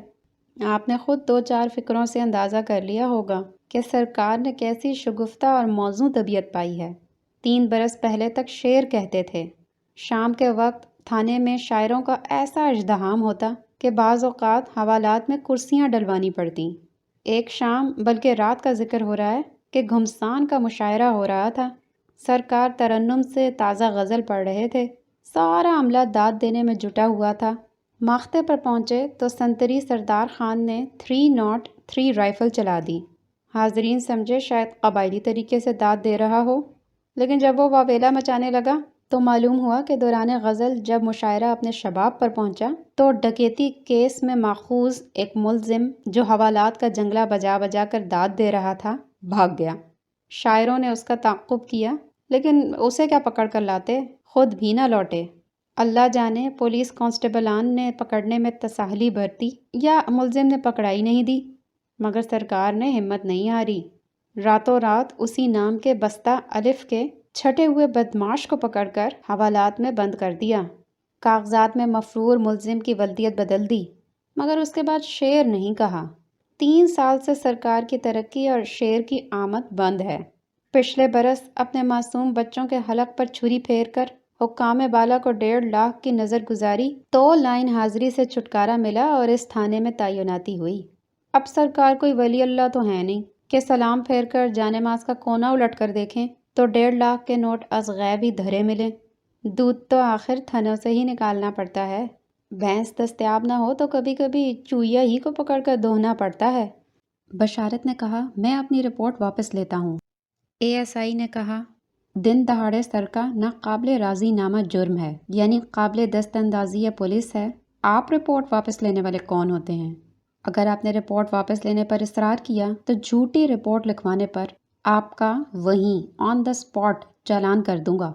اگر آپ کا وکیل بہت لائق فائق ہوا تو 3 مہینے کی ہوگی۔ SHO صاحب پیر کو فیصلہ کریں گے کہ آپ کن کن دفعات کے تحت ماخوذ ہیں۔ بشارت کو ایسا محسوس ہوا جیسے ان کا ہر فعل، ان کی ساری زندگی قابل دست اندازی پولیس ہی نہیں، قابل دست درازی پولیس رہی ہے، اور یہ سراسر پولیس کی غفلت کا نتیجہ تھا کہ وہ اب تک عزت و آبرو سے زندگی بسر کر رہے تھے۔ یک بارگی منشی جی نے بات کا رخ موڑا۔ میں آپ کے خسر کا محلے دار اور ادنا نیازمند رہ چکا ہوں۔ دیکھیے، عزت کا صدقہ مال ہوتا ہے۔ 3,000 کی تو بات ہے، یہ تو دیکھیے آپ ہیں کہاں۔ پھر یہ غور فرمائیے کہ 3,500 کی اس لکڑی کے عوض آپ کو 3,500 کی دوسری لاٹ مل جائے گی، پھر جھگڑا کس بات کا؟ بشارت نے ٹرک میں لدی ہوئی لکڑی ایس ایچ او کو نظر کرنے پر رضامندی ظاہر کی۔ آدھی رات ادھر آدھی رات ادھر 12 بجے رات خلیفہ کی ہتھکڑی کھلی۔ ہیڈ کانسٹیبل نے بشارت کو علیحدہ لے جا کر مبارکباد دیتے ہوئے کہا، خوشی کا موقع ہے، منشی جی کو 25 روپے دے دیجئے۔ غریب عیالدار ایماندار آدمی ہے، اور جناب عالی ہم سب کا اب منہ میٹھا کرائیے، ایسے خوشی کے موقع بار بار تھوڑی آتے ہیں۔ آپ بے شک گھر فون کر لیں، گھر والے پریشان ہوں گے کہ سرکار اب تک کیوں نہیں لوٹے، ایکسیڈنٹ تو نہیں ہو گیا؟ ڈھونڈیا مچ رہی ہوگی، ہسپتالوں کے کیجولٹی وارڈز میں ہر مردے کی چادر ہٹا ہٹا کر دیکھ رہے ہوں گے اور مایوس لوٹ رہے ہوں گے۔ 2:30 بجے رات جب وہ گھر پہنچے تو وہ فیصلہ کر چکے تھے کہ اس آٹومیٹک کھچرے کو وہ اونے پونے داموں ٹھکانے لگا دیں گے۔ صبح جب انہوں نے خلیفہ کو مطلع کیا کہ وہ اس کی خدمات سے استفادہ کرنے کے لائق نہیں رہے تو وہ بہت رویا۔ کچھ دن بعد خلیفہ یہ خبر دینے آیا کہ صاحب جی، یوں ہی میرے دل میں اچنگ ہوئی کہ ذرا تھانے دار صاحب بہادر کے پلاٹ کی طرف ہوتا چلوں۔ میں تو یہ دیکھ کر حیران رہ گیا، کیا دیکھتا ہوں کہ اپنی رشوت میں دی ہوئی لکڑی کے پاس اپنی چوری شدہ لکڑی پڑی ہے، پہلو بہ پہلو، یعنی ہمارا مال ایک شیر دوسرے شیر کے منہ سے نکال کر ڈکار گیا۔ ہمیں کیا فرق پڑتا ہے کہ دھاری دار شیر چلا گیا اور ببر شیر آ گیا؟ میرا اعتبار نہیں تو خود ملاحظہ کیجئے۔ گاڑی 1 مہینے تک بیکار کھڑی رہی۔ بشارت بے حد حساس ہو گئے۔ کوئی اسے کار کہتا تو انہیں خیال ہوتا کہ طنز کر رہا ہے، اور ٹرک کہتا تو اس میں توہین کا پہلو نظر آتا۔ وہ خود اسے وہیکل کہنے لگے تھے۔ وہ مایوس ہو چلے تھے کہ دفعتاً ایک دن کے وقفے سے اکٹھی 3 آفرز آ گئیں۔ پڑوس میں سمر ڈپو کے مالک نے اس ترپال کے جو کبھی گاڑی پر چڑھا تھا 13 روپے لگائے، جبکہ ایک گدھا گاڑی والے نے 12 روپے کے عوض 4 ٹائر نکال کر لے جانے کی آفر کی۔ رقم کے لحاظ سے تیسری آفر سب سے اچھی تھی۔ یہ ایک ایسے شخص نے دی جو حلیے سے اسمگلر لگتا تھا۔ اس نے گاڑی کے نمبر پلیٹ کے 200 روپے لگائے۔ مرزا نے مشورہ دیا، اگر تمہاری کسی سے دشمنی ہے تو گاڑی اسے تحفتاً دے دو۔ مولانا کرامت حسین، جو اب فرم کے مینیجر کہلاتے تھے، ونڈ اسکرین کے گرد انگلی سے خوش آمدید اور ٹرک حاضہ بکاؤ ہے لکھ دیا کرتے تھے جو دور سے نظر آتا تھا۔ روزانہ ظہر کے وضو کے بعد حروف پر گیلی انگلی پھیر کر انہیں روشن کر دیتے۔ نماز باجماعت کے بعد مسجد سے آ کر گاڑی پر دم کرتے، فرماتے، ایسا جلالی وظیفہ پڑھ رہا ہوں کہ جس چیز پر بھی پھونک مار دی جائے وہ 40 دن کے اندر اندر بک جائے گی۔ وظیفے کے بعد مسجد سے دکان تک راستے بھر جلالی پھونک کو اپنے منہ میں بڑی احتیاط سے بھرے رکھتے کہ لیک ہو کر غلطی سے کسی اور چیز پر نہ پڑ جائے۔ حاجی اورنگزیب خان، آڑھتیان و سوداگران چوبھے عمارتی پشاور، ان سے رقم وصول کرنے آ دھمکے۔ انہوں نے کوئی 1 سال قبل اعلیٰ درجے کی لکڑی پنجاب کے ایک آڑھتی کی معرفت بشارت کو سپلائی کی تھی۔ یہ داغدار نکلی۔ جب یہ سال بھر تک نہیں بکی تو بشارت نے گھاٹے سے 7,000 میں فروخت کر دی۔ بشارت کا موقف تھا کہ میں نے یہ لکڑی 7,000 گھاٹے میں بیچی ہے۔ خان صاحب فرماتے تھے کہ آپ کی آدھی لکڑی تو چور لے گئے، آدھی پولیس والوں نے ہتھیا لی، آپ اسے بیچنا کہتے ہیں؟ اس کے لیے تو پشتوں میں بہت برا لفظ ہے۔ ادھر حاجی اورنگزیب خان اصولی طور پر ایک پائی بھی چھوڑنے کے لیے تیار نہ تھے۔ خان صاحب کہتے تھے، آپ نے مال بیچنے میں شیطانی عجلت سے کام لیا۔ ایک دن خان صاحب کے دل میں نہ جانے کیا آئی، قانونی نوٹس کی رجسٹری کروائی اور پشاور جنرل پوسٹ آفس سے سیدھے گھر آئے، سامان باندھا اور نوٹس سے پہلے خود کراچی پہنچ گئے۔ نوٹس ان کی آمد کے 3 دن بعد ان کی موجودگی میں اس طرح موصول ہوا کہ رجسٹری خود انہوں نے ڈاکیے کے ہاتھ سے چھین کر کھولی، نوٹس نکال کر پھاڑ دیا اور لفافہ بشارت کو تھما دیا۔ قیام بھی انہی کے ہاں کیا۔ اس زمانے میں دستور تھا کہ آڑھتی یا تھوک بیپاری آئے تو اسے گھر پر ہی ٹھہرایا جاتا ہے۔ دن بھر ایک دوسرے کے ساتھ جھائیں جھائیں کرنے کے بعد شام کو خان صاحب بشارت کے ساتھ ان کے گھر چلے جاتے، جہاں ان کی اس طرح خاطر مدارات ہوتی جیسے دن میں کچھ ہوا ہی نہیں۔ گھر والے ان کی خاطرداریاں کرتے کرتے تنگ آ چکے تھے۔ اولیاء اللہ جس یکسوئی اور استغراق سے مراقبہ اور خدا کی عبادت کرتے ہیں، خان صاحب اس سے زیادہ یکسوئی اور استغراق غذا پر صرف کرتے تھے۔ 10 سیر سوجی روئے دار بطور سوغات کراچی لائے تھے۔ اس کا حلوہ بنوا کر کھا رہے تھے۔ بشارت روز سوجی کی بوری دیکھتے اور دہل جاتے، اس لیے کہ ابھی تو اس کے ختم ہونے میں بہت دیر تھی۔ خان صاحب وجی اور بھاری بھرکم آدمی تھے۔ ان کی لغو بات میں بھی وزن محسوس ہوتا۔ قد تقریباً 6.5 فٹ، جسے کلا اور ترے سے 7.5 فٹ بنا رکھا تھا، مگر 8 فٹ کے لگتے تھے اور یہی سمجھ کر بات کرتے۔ صحت اور کاٹھی اتنی اچھی کہ عمر کچھ بھی ہو سکتی تھی۔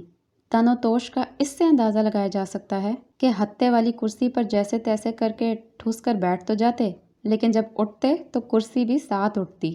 سنہری مونچھیں اور ہلکی براؤن آنکھیں، بائیں رخسار پر زخم کا ہلالی نشان جو اگر نہ ہوتا تو چہرہ ادھورا دکھائی دیتا۔ اصل زری کے کلا پر پگڑی کا ہاتھ بھر اونچا کلف دار ترا زخمی انگوٹھے کی طرح ہمہ وقت کھڑا ہی رہتا۔ گہرا براؤن ٹرکش کوٹ، تلے کا پشاوری چپل جس میں ہمارے دونوں پیر آگے پیچھے آ جائیں۔ واسکٹ کی جیب میں جو طلائی گھڑی تھی اس کی زنجیر 2 فٹ لمبی ضرور ہوگی، اس لیے کہ واسکٹ کی ایک جیب سے دوسری جیب کا فاصلہ اتنا ہی تھا۔ ان کی ہنسی کی تصویر کھینچنا بہت مشکل ہے۔ یوں لگتا ہے کہ وہ جیسے بہت زور سے ایک لمبا کہکا لگانا چاہتے ہوں مگر بوجہ اسے روکنے کی کوشش کر رہے ہوں۔ نتیجتاً ان کے منہ سے بڑی دیر ایسی آوازیں نکلتی رہتی جیسے بیٹری خلاص ہونے کے بعد کار کو بار بار سٹارٹ کرنے میں لگی ہو۔ آپ چاہیں تو خان صاحب کو ان پڑھ کہہ سکتے ہیں، مگر ان گڑھ یا جاہل ہرگز نہیں۔ مدرسہ حیات کے منتہوں اور فارغین میں سے تھے۔ دستخط کیا تھے؟ لگتا تھا کوئی لنگڑا کاکروچ دوات میں غسل کر کے کاغذ پر گزر گیا ہو۔ اس زمانے میں جہاں اردو میں دستخط کرنے والوں کو سٹامپ کاغذ پر یہ توہین آمیز ضمانت دینی پڑتی کہ اگر ان کے اکاؤنٹ میں جعلی دستخطوں کے سبب کوئی فراڈ ہو جائے تو بینک ذمہ دار نہ ہوگا۔ خان صاحب کو جب اس کا مطلب پشتو میں سمجھایا گیا تو مشتعل ہو گئے۔ اردو بولنے والے اکاؤنٹنٹ سے کہنے لگے کہ ایسی بےہودہ شرط ماننے والوں کے لیے پشتو میں بہت بےہودہ لفظ ہے۔ بکتے جھکتے بینک کے انگریز مینیجر مسٹر اے میکلن، جو راکم الحروف کا باس رہ چکا تھا، کے پاس احتجاج کرنے گئے۔ کہنے لگے میرے دستخط اتنے خراب ہیں، کوئی تعلیم یافتہ آدمی بنا ہی نہیں سکتا ہے۔ جب میں خود اپنے دستخط اتنی مصیبت سے کرتا ہوں تو دوسرا کیسے بنا سکتا ہے؟ آپ کے سٹاف میں 2 درجن آدمی تو ہوں گے، سب کے سب شکل سے چور اچکے اور نوسر باز لگتے ہیں۔ اگر ان میں سے کوئی میرے دستخط بنا کے دکھا دے تو فوراً 1000 روپیہ انعام دوں گا، پھر گولی سے اڑا دوں گا۔ مسٹر میکلن نے کہا میں بینک کے قوانین میں تبدیلی نہیں کر سکتا۔ خان تم ورنیکولر کرنے کی بجائے انگریزی میں دستخط کرنا سیکھ لو تو اس واویلے سے خود بخود نجات مل جائے گی۔ خان صاحب 2 مہینے تک انگریزی دستخطوں کی مشق کرتے رہے اور جب بالکل رواں اور پختہ ہو گئے تو چک اٹھا کر سیدھا مسٹر میکلن کے کمرے میں داخل ہوئے اور روبرو دستخط کر کے دکھائے۔ وہ اس طرح کہ پہلے ہاتھ اونچا کر کے 3-4 دفعہ ہوا میں دستخط کیے اور پھر یک لخت قلم کاغذ پر رکھ کر فراٹے سے دستخط کر دیے۔ اس نے ترنت ایک سلپ پر اکاؤنٹنٹ کو حکم دیا کہ ان کی انڈیمنی منسوخ تصور کی جائے۔ میں ان کے انگریزی دستخط کی جو انہوں نے میری موجودگی میں اس کارڈ پر کیے ہیں تصدیق کرتا ہوں۔ ہوا صرف اتنا تھا کہ خان صاحب نے ان 2 مہینوں میں اپنے اردو دستخط کو دائیں سے بائیں کرنے کے بجائے بائیں سے دائیں کرنے کی مشق و مہارت بہم پہنچائی، جس کے دوران نقطے اور مرکز غائب ہو گئے۔ مسٹر میکلن کے سامنے انہوں نے یہی دستخط بائیں سے دائیں کیے اور تمام عمر اسی انگلش روش پر قائم رہے۔ خان صاحب کو دستخط کرنے کے فن پر اب اتنی قدرت حاصل ہو گئی تھی کہ اگر جاپانی میں دستخط کرنے کے لیے کہا جاتا تو وہ اسی لیٹے ہوئے کاکروچ کو مونچھوں سے پکڑ کر سر کے بل کھڑا کر دیتے۔ خان صاحب کو کبھی بعجلت اتمام حجت کرنا مقصود ہوتا یا مخالف و مخاطب کو صرف بوجھوں مارنا ہوتا تو فرماتے کہ شیخ سعدی نے فرمایا ہے کہ وہ اپنے تمام زرعی و غیر زرعی اقوال سے شیخ سعدی کے حق میں دستبردار ہو گئے تھے۔ ہمیں یقین ہے کہ اگر شیخ سعدی ان کے اقوال سن لیتے تو وہ خود بھی دستبردار ہو جاتے۔ درگزر اور سمجھوتے کو انہوں نے ہمیشہ شیوہ مردانگی کے خلاف جانا۔ اکثر فرماتے کہ جو شخص خون خرابہ کرنے سے پہلے ہی سمجھوتا کر لے اس کے لیے پشتوں میں بہت برا لفظ ہے۔ خان صاحب دن میں 2-3 مرتبہ بشارت کو یہ دھمکی ضرور دیتے، ایک پائی بھی نہیں چھوڑوں گا، خواہ مجھے 1 سال تمہارا مہمان رہنا پڑے۔ وقتاً فوقتاً یہ بھی کان میں ڈالتے رہتے کہ قبائلی آداب میزبانی کے تقاضے کچھ اور ہیں۔ اگر آپ اپنے عزیز مہمان سے یہ پوچھ بیٹھیں کہ تم کب جاؤ گے تو وہ اس پر اگر آپ کا خون نہ کر دے تو اس کی شرافت، پختو اور ولدیت میں شبہ ہوگا۔ صبح سے شام تک دونوں بارہ سنگے اپنے سینگ پھنسائے پھنکارے مارتے رہتے۔ خوش معاملگی کا واسطہ، بیوپار بیوہار کی ریت رسم، رحم کی اپیل، ایک دوسرے کو ظلم اور دھاندلی سے باز رکھنے کی وارننگ کے علاوہ کوئی اوچھا ہتھیار نہ تھا جو اس جھگڑے میں بلا دریغ استعمال نہ کیا گیا ہو۔ مثلاً خان صاحب اپنے بے پڑھے لکھے ہونے کا واسطہ دیتے، جواب میں بشارت خود کو دیدہ عبرت نگاہ سے دکھواتے کہ شاعر ہوں، BA ہوں، فارسی پڑھی ہے اور لکڑی بیچ رہا ہوں۔ خان صاحب اپنی بزنس میں گھاٹے کا ذکر کرتے تو بشارت کہتے، ارے صاحب یہاں تو سرے سے بزنس ہے ہی نہیں، گراہ کا کھا رہے ہیں۔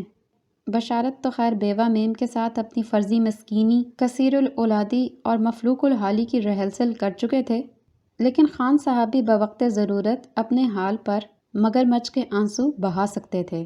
ایک دن تو ان کی ایکٹنگ اتنی مکمل تھی کہ سیدھی آنکھ سے ایک سچ مچ کا آنسو سری لنکا کے نقشے کی طرح لٹک رہا تھا، سائز بھی وہی تھا۔ لیکن ایک دن جب خان صاحب نے نیم آبدیدہ ہو کر کہا، میرے تو والد بھی فوت ہو گئے، تو بشارت کو اپنے بزرگوار پر بہت غصہ آیا۔ انہیں بھی اسی وقت جینا تھا۔ لفظوں کی جنگ میں فتح کسی بھی فریق کی ہو، شہید صرف سچائی ہوتی ہے۔ بشارت نے عاجز ہو کر یہاں تک کہا کہ کون صحیح ہے کون غلط اس کو بھول جائیے، یہ دیکھیے کہ آپ کا ہمارا بیوپار بیوہار آئندہ بھی رہے گا، پھر کبھی کسر نکال لیجئے گا، خدا نخواستہ یہ آخری سودا تو ہے نہیں۔ اس پر خان صاحب بولے، شیخ سعدی کہتے ہیں کہ باولے سے باولا کتا بھی یہ امید نہیں رکھ سکتا کہ جس نے اسے کاٹا ہے وہ پھر خود کو کٹوانے کے لیے دوبارہ یا سہبارہ آئے گا۔ ڈوبی ہوئی رقموں کی وصولی کے سلسلے میں کراچی کے پھیروں نے خان صاحب کو 7 زبان بنا دیا تھا۔ ہمارا مطلب ہے کہ اردو، فارسی اور گجراتی کے علاوہ 4 علاقائی زبانوں میں روانی سے گالی دے سکتے تھے۔ حت التشنام اپنے متعوب کے درجات اسی کی مادری زبان میں بلند کرتے، البتہ کہیں عجز بیان یا جھول محسوس فرماتے یا مخاطب زیادہ بے حیا ہوتا تو آخر میں اسی کے تابوت میں پشتوں کی میخ ایسی ٹھونکتے کہ کئی پشتوں کے آر پار ہو جاتی۔ یہ بھی فخریہ فرماتے، ہم تو آزاد قبائلی آدمی ہے، اردو تو ہم نے ڈوبی ہوئی رقوماتوں کی وصولی کے لیے کراچی کے بیوپاریوں سے لڑائی دنگے کے دوران سیکھ لی ہے۔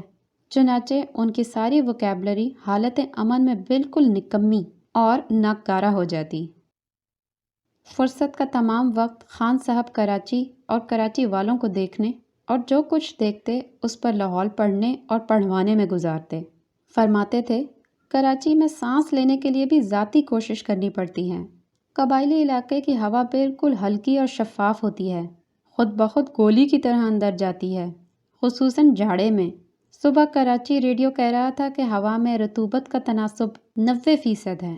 اس کا مطلب تو یہ ہوا کہ کراچی کے دودھ والے ہوا میں صرف 10% دودھ ملا کر دودھ بنا لیتے ہیں۔ آپ جن موقعوں پر نعرے، شعر اور وظیفوں کا ورد کرنے لگتے ہیں، ہم وہاں پر ٹھائیں سے گولی مار دیتے ہیں۔ ہمارے یہاں تو نکاح کے وقت بھی پستول ساتھ رکھتے ہیں، پتہ نہیں کب گولی کی نوبت آ جائے۔ باز دلہن کا والد اور رشتہ دار ایک دم خبیث اور ڈیوس نکلتا ہے۔ میں تو احتیاطاً چھوٹی مشین گن لے کر آتا ہوں۔ اس سے میرے ماموں نے 1937 میں خسورہ کے نزدیک تورہ خل علاقے میں ایک پہاڑی کھو کی گمی گاہ سے 3 گورے مار گرائے، جن میں سے ایک کپتان تھا۔ اس خنزیر کے بچے نے فقیر ایپی کے بے شمار مرید شہید کیے تھے۔ ماموں نے اس کا ناک اور کان کاٹ کر چیل کووں کو کھلا دیے۔ دوسرے گورے کی جیب سے جو معمولی سپاہی تھا اس کی خمیدہ کمر، ضعیف ماں اور 1 سال کی بڑی پیاری بچی کا فوٹو نکلا۔ بچی کے ہاتھ میں گڑیا تھی۔ فوٹو دیکھ کر میرا ماموں بہت رویا۔ لاش کے ہاتھ پر سے جو سونے کی گھڑی اس نے اتار لی تھی وہ واپس باندھی۔ میت کو سائے میں کر کر واپس جا رہا تھا، چند قدم بعد کچھ خیال آیا۔ وہ پلٹا اور اپنی چادر اتار کر اس پر ڈال دی۔ تو میں کہہ رہا تھا کہ میں ماموں کی مشین گن سے مسلح ہو کر گیا۔ سوائے بچوں، قاضی اور نائی کے علاوہ کوئی اور نہتہ نہیں تھا۔ عین نکاح کے وقت لڑکی والے پھسل گئے، کہنے لگے مہر 1,00,000 روپے کا ہوگا۔ اس پر ماموں جھگڑا کرنے لگا۔ وہ شرعی مہر یعنی 3.25 روپے بر چاندی پر مصر تھا، جس کے 13 روپے 5.5 آنے سکہ رائج الوقت بنتے تھے۔ قبیلے کے ایک دانا بزرگ نے تجویز پیش کی کہ کچھ لڑکی والے کم کریں، کچھ لڑکے والے مہر بڑھائیں، دونوں فریق درمیانی اوسط رقم پر سمجھوتا کر لیں۔ اس پر ایک دوسرا دانا بولا، سردار ہوش کرو، 13 روپے 5.5 آنے اور 1,00,000 کے درمیان کوئی اوسط نہیں ہوتا ہے، ایسے میں اوسط تلوار سے نکلتا ہے۔ بہت رولا بنا تو میں نے صحرا اٹھا کر بآواز بلند کہا، میں تو 5,00,000 کا مہر باندھوں گا، اس سے کم میں میرے خاندان کی توہین ہوگی۔ یہ سن کر میرا ماموں سناٹے میں آ گیا، میرے کان میں کہنے لگا، اے پوست پی کے آیا ہے؟ میں نے کہا، ماموں تو بیچ میں مت بول، تو نے زندگی میں بائیں آنکھ میچ کر دائیں آنکھ سے رائفل کا شست باندھ کر فقط اپنے دشمن کو دیکھا ہے، تو نے دنیا نہیں دیکھی، نہ تجھے مردوں کی پختوں کا کچھ خیال ہے۔ اگر مجھے نادہند ہی ہونا ہے تو بڑی رقم ماروں گا، چھوٹی رقم مارنا رذیل اور دیوسوں کا کام ہے۔ مجھے آئے اتنے دن ہو گئے کراچی میں ایک بھی دنگا فساد نہیں ہوا۔ کیا یہاں رشتہ دار نہیں ہوتے ہیں؟ کیا یہاں سب ایک دوسرے کو یتیم لاوارث سمجھ کر معاف کر دیتے ہیں؟ پرسوں کا واقعہ ہے، میں ایک دوست سے ملنے لانڈی گیا۔ بس کنڈکٹر نے میری ریزگاری نہیں لوٹائی۔ میں نے اترتے وقت گالی دی تو سنی انسنی کر گیا۔ میں نے دل ہی دل میں کہا، بدبختہ میں نے گالی دی ہے، نصیحت تو نہیں کی جو یوں ایک کان سے سن کر دوسرے کان سے نکال دی۔ اس لطیفے کے بعد بڑی دیر تک ان کے حلق سے کمزور بیٹری والی کار کو بار بار سٹارٹ کرنے والی آوازیں نکلتی رہیں۔ بشارت اور خان صاحب کے مابین حجت و تکرار صرف دفتری اوقات یعنی 9 سے 5 بجے تک ہوتی، جو ہار جیت کا فیصلہ ہوئے بغیر کل تک کے لیے ملتوی ہو جاتی تاکہ تازہ دم ہو کر جھگڑ سکیں۔ شام کو وہ کھلے صحن میں پلنگ بچھوا کر اس پر مچھر دانی لگواتے۔ کچھ دنوں سے کرسی پر بیٹھنا چھوڑ دیا تھا۔ کراچی کی دور دراز بستیوں سے ان کے پٹھان دوست، گرائیں اور معتقدین جوق در جوق ملنے آتے۔ ان کی خاطر تواضع اس طرح کرتے گویا یہ سب کچھ اپنے ہی حجرے میں ہو رہا ہو۔ جو بھی آتا خان صاحب کے لیے کچھ نہ کچھ نظر ضرور لاتا۔ جوان اصیل مرغ جنہیں خان صاحب بڑی رغبت سے کھاتے تھے، دن بھر گھر میں درجنوں اصیل مرغ چھٹے پھرتے۔ جو مرغ بے وقت یا زیادہ زور سے اذان دیتا اسے خان صاحب سب سے پہلے ذبح کرتے۔ ایک دن ایک میمن نوجوان غلطی سے مرغی دے گیا۔ اس دن مرغ آپس میں بڑی خونخواری سے لڑے۔ یہ پہلا موقع تھا کہ مرغ کسی واضح اور معقول مقصد کی خاطر لڑے، ورنہ روزانہ بے مقصد اور بلا وجہ ایک دوسرے بلکہ تیسرے پر بھی جھپٹتے اور کٹتے مرتے۔ اکلوتی مرغی پر لڑ لڑ کر وہ ایسے لہو لہان ہوئے کہ صبح اذان دینے کے لائق بھی نہ رہے۔ ڈربے میں چپکا پڑے، ملا کی اذان سنا کیے۔ اگر کھانا بدمزہ ہو یا مرچیں زیادہ ہوں تو خان صاحب کا موڈ بگڑ جاتا۔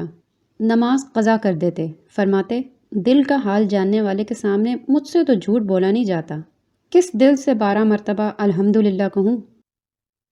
کیسی بھی گرمی ہو، کرتا اتارنے کے بعد بھی کلا نہیں اتارتے۔ فرماتے تھے کہ جب تک کلا سر پر ہے بندہ خود کو ننگا اور بے حیا محسوس نہیں کرتا۔ انگریز اسی لیے تو عورتوں کو دیکھتے ہی ہیٹ اتار دیتے ہیں۔ کبھی کوئی شعر پسند آ جائے، گو کہ ایسا شاذ و نادر ہی ہوتا، تو وہی کہہ کر فرتے سرور سے آنکھیں بند کر لیتے اور جھومنے لگتے۔ شاعر وہ شعر مکرر پڑھنے لگتا تو اسے ہاتھ کے درست اشارے سے روک دیتے کہ اس سے ان کے لطف میں خلل واقع ہوتا ہے۔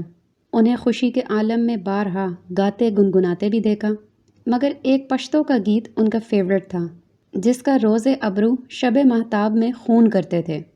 اس کا مکھڑا کچھ اس طرح تھا، دیکھ دلدارا میں نے تیری محبت میں رقیب کو ننگی تلوار سے قتل کر ڈالا، کانوں پر ہاتھ رکھ کر یا قرباں کہ آلاپ کے بعد جس والہانہ انداز سے وہ گاتے تھے اس سے تو یہی ٹپکتا تھا کہ موصوف کو جو لذت قتل میں ملی وصل میں اس کا عشر عشیر بھی نہ ملا۔ خان صاحب یہ بھی فرماتے تھے جب تک کوئی بزرگ بے دردی سے قتل نہ ہوا ہو آپ انتقام کی لذت سے واقف نہیں ہو سکتے۔ صرف منگتوں، ملاؤں، زنانوں، میراثیوں، لاولدوں اور شاعروں کو کوئی قتل نہیں کرتا۔ اگر آپ کا کوئی دشمن آپ کو لائق قتل نہیں گردانتا تو اس سے زیادہ بے عزتی کی بات نہیں ہو سکتی۔ اس پر تو خون ہو جاتے ہیں۔ ایمان سے ایسے بغیرت آدمی کے لیے پشتوں میں بہت برا لفظ ہے۔ میرا دادا بڑا جلالی آدمی تھا، اس نے 6 خون کیے اور 6 ہی حج کیے، پھر قتل سے توبہ کر لی، کہتا ہے اب بوڑھا ہو گیا ہوں، اب مجھ سے بار بار حج نہیں ہوتا ہے۔ خان صاحب اپنے اہلی موالی کی میت میں جب کچی آبادیوں اور پٹھان بستیوں کا دورہ کرتے اور راستے میں کوئی بھاری پتھر پڑا نظر آ جاتا تو کھیل اٹھتے، وہیں رک جاتے، جوانوں کو اشارہ کرتے کہ اسے اٹھا کر دکھاؤ تو جانے۔ اگر کسی سے نہ اٹھتا تو آستین چڑھا کر آگے بڑھتے اور یا علی کہہ کر سر سے اونچا اٹھا کر دکھاتے۔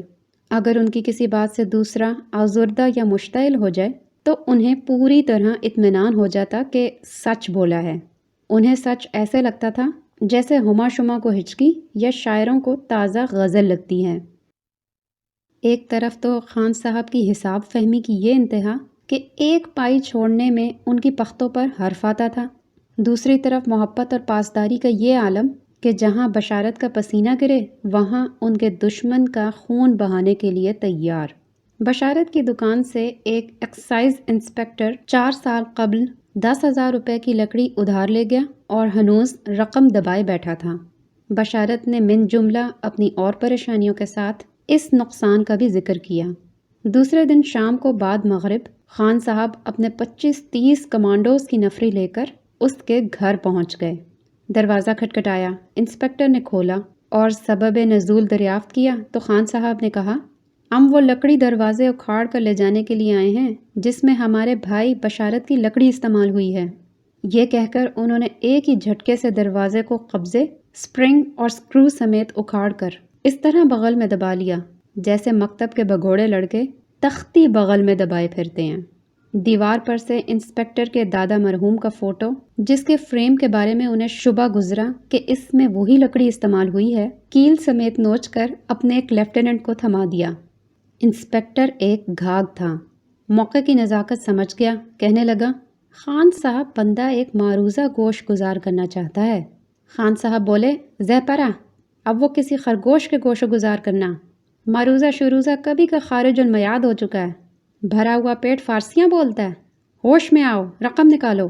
رات کے 12 بجنے میں ابھی 4-5 منٹ باقی تھے کہ خان صاحب نے 10,000 کے نئے نوٹوں کی 10 گڈیاں لا کر بشارت کے حوالے کر دیں۔ یہی نہیں، انہوں نے اس سے اپنے پہلوان کمانڈوز کی رکشاؤں کا کرایہ اور دودھ کے پیسے بھی بحساب 1 سیر فی کس وصول کر لیے تھے۔ خان صاحب گھر والوں میں ایسے گھل مل گئے تھے کہ شام کو اکثر بچوں کے لیے جو انہیں چچا کہنے لگ گئے تھے مٹھائی، کپڑے اور کھلونے لے کر جاتے۔ سب سے چھوٹے بچے کو بہلانے کے لیے پلنگ پر چت لیٹ جاتے اور پیٹ کو دھونکنی کی طرح پھلا اور پچکا کر اس پر بچے کو اچھالتے۔ پڑوس کے بچے ان کو دیکھتے ہی اپنی ماؤں کے سر ہو جاتے۔ خان صاحب نے اب خود شیو کرنا اور شلوار میں کمر بند ڈالنا چھوڑ دیا تھا۔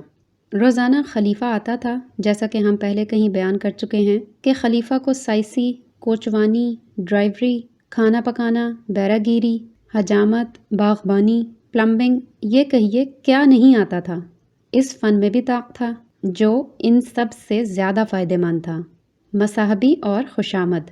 جب سب ضمنی دھندے ٹھپ ہو جاتے تو خلیفہ اپنے بنیادی پیشے کی طرف رجوع کرتا۔ ایک دن صبح اٹھتے ہی خان صاحب نے اچانک یہ تجویز پیش کی کہ اب تک جو رقم آپ نے دی ہے اسے منہا کرنے کے بعد جو رقم واجب الادا بنتی ہے اس کے عوض یہ گاڑی جو عرصہ دراز سے بیکار کھڑی ہے مجھے دے دیجئے۔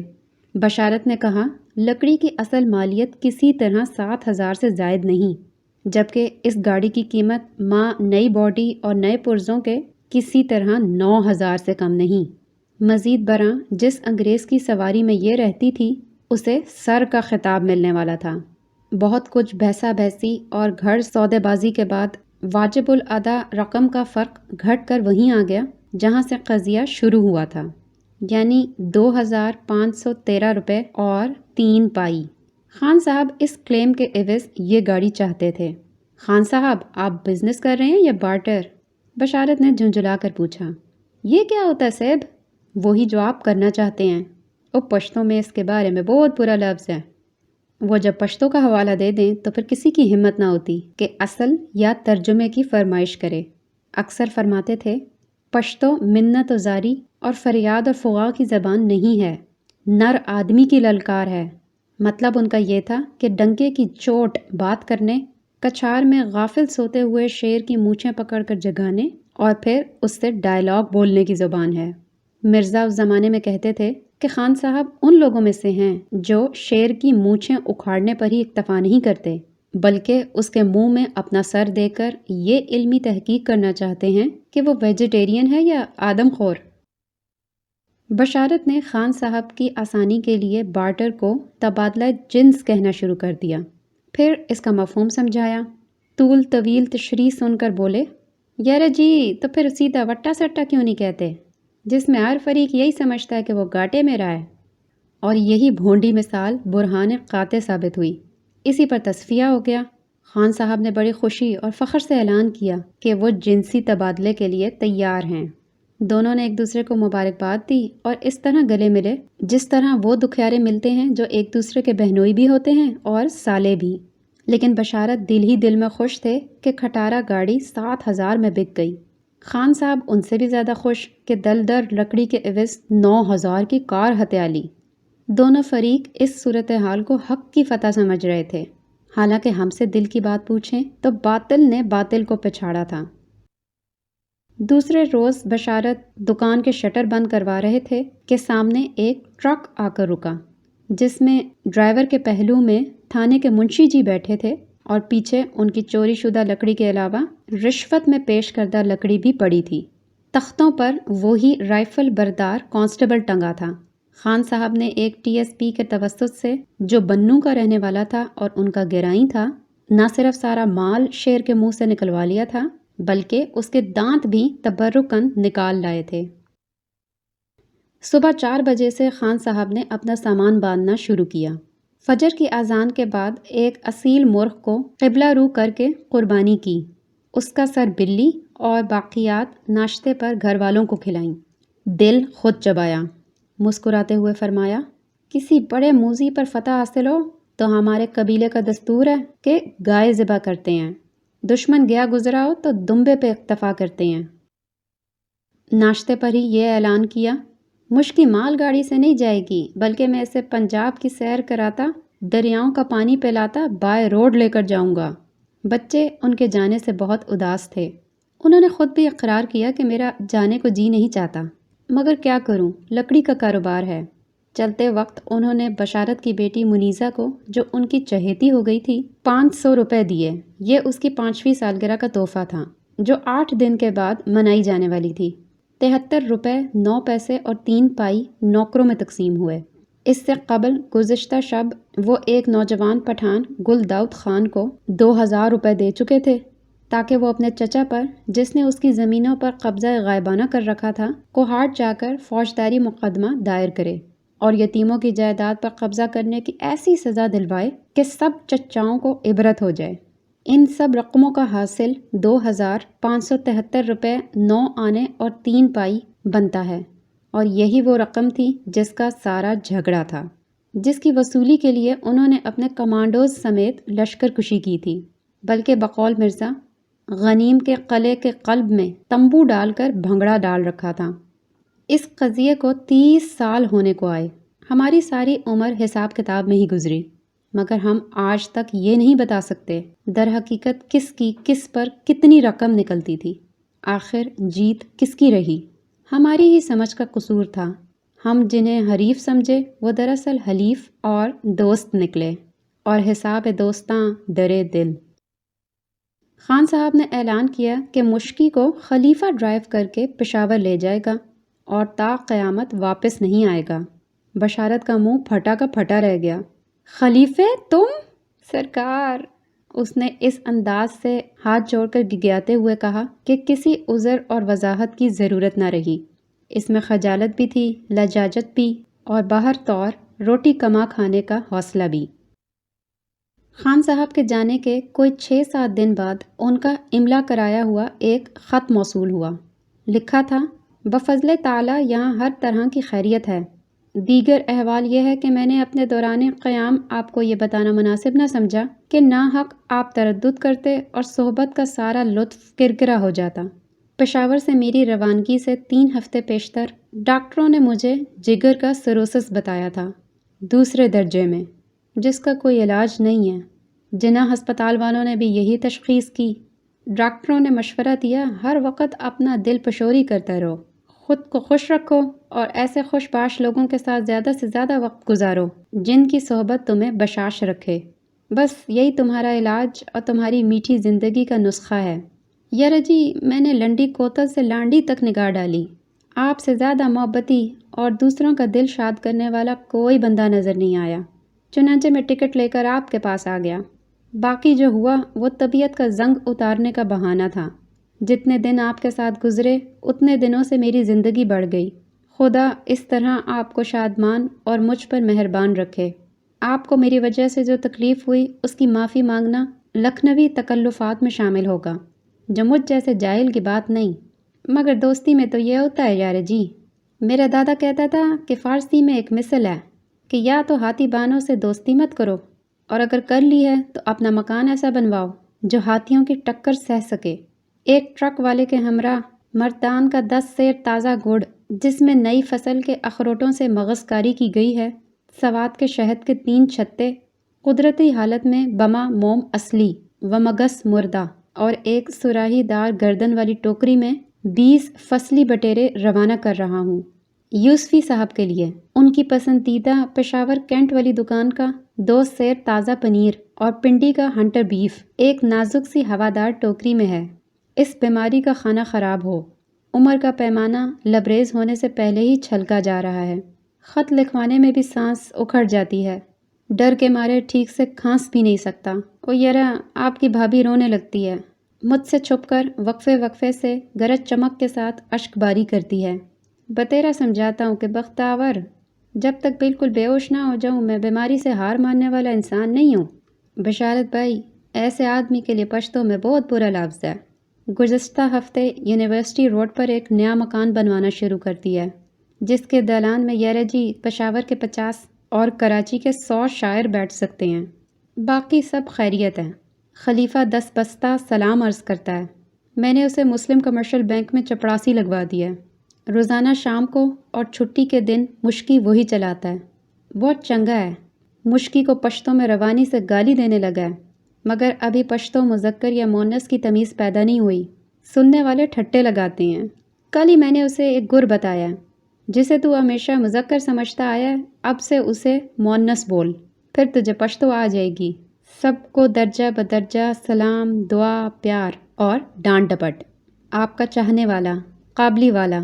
نوٹ: یہاں آ کر پرانے حسابات دیکھے تو پتہ چلا کہ متفرق مدات میں بھی کچھ لینا دینا باقی ہے۔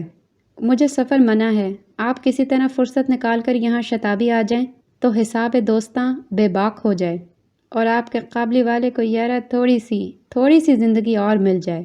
نیز اب نئے مکان اور دالان کا انتظار کون کرے؟ میں نے آپ کے لیے سر دست 1 عدد بے چھید چاندنی اور 5 شاعروں کا انتظام کر دیا ہے۔ والسلام۔ اور اس کے بعد بشارت پہلی ٹرین سے پشاور روانہ ہو گئے۔